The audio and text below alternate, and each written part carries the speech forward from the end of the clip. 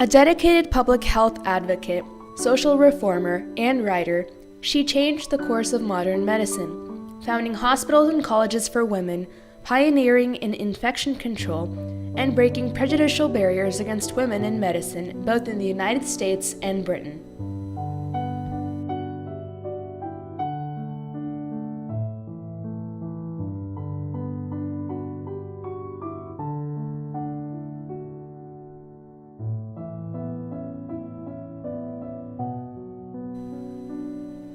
Elizabeth Blackwell was born in Bristol, England in 1821 to Hannah Lane and Samuel Blackwell.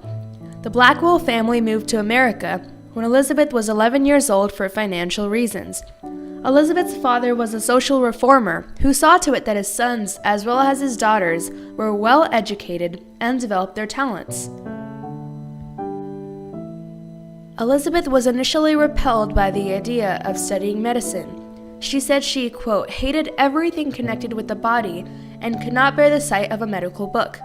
Her favorite studies were history and metaphysics, and the very thought of dwelling on the physical structure of the body and its various ailments filled her with disgust. End quote. Elizabeth claimed that she turned to medicine after a close friend who was dying suggested she would have been spared her worst suffering if her physician had been a woman. She selected medicine as her career, although she knew that becoming a physician was impossible due to all physicians in that time period being male.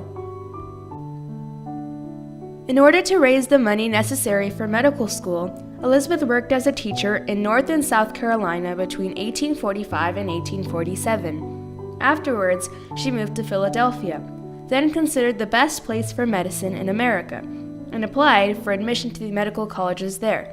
She was turned down by all of the colleges. A professor at the largest school told her that she could enter if she disguised herself as a man. Another professor advised her to go to Paris for medical training. Elizabeth later wrote, quote, "But neither the advice to go to Paris nor the suggestion of disguise tempted me for a moment. It was to my mind a moral crusade on which I had entered, a course of justice and common sense, and it must be pursued in the light of day, and with public sanction, in order to accomplish its end." End quote.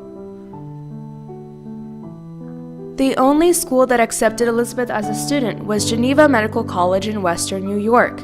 The faculty, assuming that the all-male student body would never agree to a woman joining them, allowed them to vote on her admission. As a joke, the student body voted yes, and Blackwell gained admittance, despite the reluctance of most of the students and faculty. This was the first compromise of Elizabeth's life. She was forced to join Geneva Medical College because it was the only school that had accepted her. If Elizabeth had been a male, she would have been accepted to the other colleges that she applied to, and she may have gotten higher quality education or more opportunities. 2 years later, Elizabeth became the first woman to receive an MD degree from an American medical school. However, she was banned from practicing medicine although she had received the necessary training and credentials. Elizabeth decided to continue her studies in Europe, only to find the hospitals of England close to her as well. After a few months, she traveled to the Paris hospital, La Maternité, where she was admitted under the condition she'd be treated as a student midwife, not as a physician. This was yet another compromise in Elizabeth's career, as she may have gotten better experiences in other facilities if she had not been restricted by her gender. Later, Elizabeth became infected with purulent ophthalmia and she had to have an eye removed. Elizabeth was forced to give up her ambition of becoming a surgeon, and she began practice at St. Bartholomew's Hospital in London. It was here, in England, that she met Florence Nightingale, a social reformer and the founder of modern nursing. The two became lifelong friends.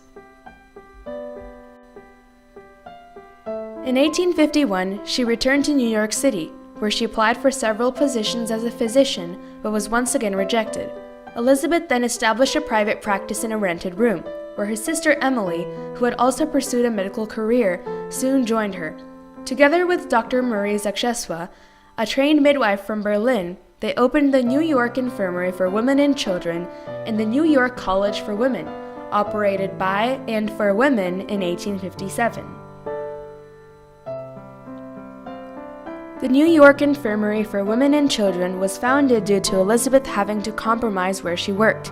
But the infirmary was widely successful and still exists as the Beekman Downtown Hospital. If Elizabeth had not faced sexism and persevered against it, she would not have gone on to found the infirmary and would not have improved the lives of so many women and children.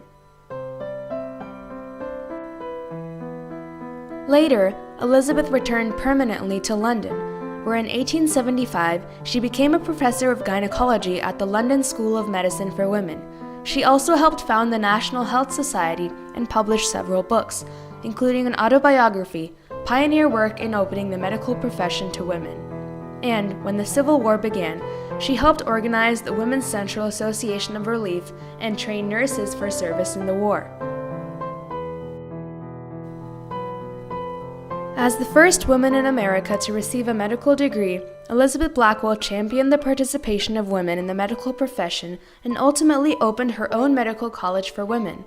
The major conflict Elizabeth faced was pursuing a career in medicine while facing sexism. Professors forced her to sit separately at lectures and often excluded her from labs. Local townspeople shunned her as a bad woman for defying her gender role.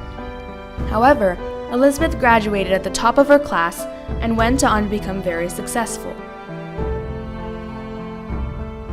Elizabeth passed away on May 31, 1910, at her home in Hastings after she suffered a stroke. At the time of her death, there were over 7,000 certified and practicing women physicians in the United States. Through her hard work, persistence, and determination, Elizabeth faced her conflicts and achieved her personal goals. Geneva Medical College, now known as Hobart and William Smith Colleges, awards the Elizabeth Blackwell Award each year to women who demonstrate outstanding service to humankind.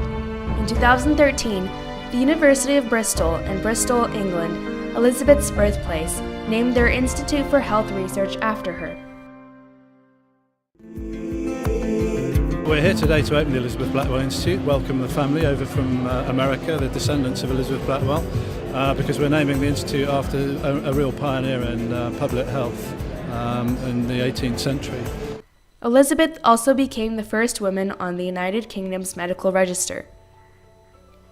The American Medical Women's Association has awarded the Elizabeth Blackwell Medal to a female physician since 1949. I was able to speak with Dr. Padmini Murthy, recipient of the medal in 2016, and Dr. Michelle Berry, recipient of the medal in 2018, to learn more about the influence of Dr. Blackwell's career and the impact of her legacy today. I got a letter saying I've been chosen to get the Elizabeth Blackwell Award. Of course, I know about Elizabeth Blackwell because even since I was a young medical student many years ago, I did hear about Elizabeth Blackwell, and I was so inspired by what she did because she was really a pioneer and a trailblazer. Elizabeth Blackwell is really a role model even after all these years. She broke the glass ceiling of her time, and she believed in persistence because if she didn't persist, this would have never happened. Let's say in 2018, do you think that situations have changed for women entering the field now? Frankly, no. I think women are getting into the pipeline, but they're falling out in middle career. And I think there's a lot of unconscious stereotype bias towards women. So I think the challenges are still there, but I think the compromises, I'm not saying we don't make compromises, but I think the compromises made by the women today is a lot less and different from those made by women during Elizabeth Blackwell's time, because it's more than a century. Through her lifelong devotion to medical practice, Dr. Elizabeth Blackwell revolutionized the role of women in the medical field and paved the path for females looking to become physicians.